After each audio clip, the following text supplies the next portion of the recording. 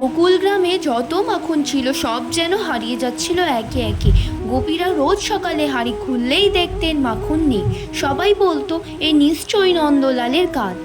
নন্দলাল অর্থাৎ ছোট কৃষ্ণ, তার চোখে মুখে এমন সরলতা, অথচ কাণ্ডটি তিনিই রোজ করতেন।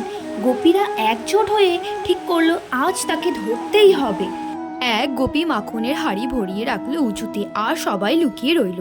কিছুক্ষণ পরে কৃষ্ণ এলো তার বন্ধুদের নিয়ে, বলল, সুবল, তুই আমার কাঁধে চড়, আমি বল্লভের কাঁধে চড়ি, তাহলেই হাড়ি পর্যন্ত পৌঁছবো। এভাবে পিরামিড বানিয়ে কৃষ্ণ উঠলেন ওপরে আর শুরু করলেন মাখন খাওয়া। ঠিক তখনই গোপীরা বাইরে বেরিয়ে এলো। ধরো মাখনের চুল। কৃষ্ণ নেমে এলো, মুখে হালকা মাখন লেগে বলল, আমি তো শুধু পরীক্ষা করছিলাম তোমাদের মাখন ভালো হয়েছে কি না। সবাই হেসে ফেলল।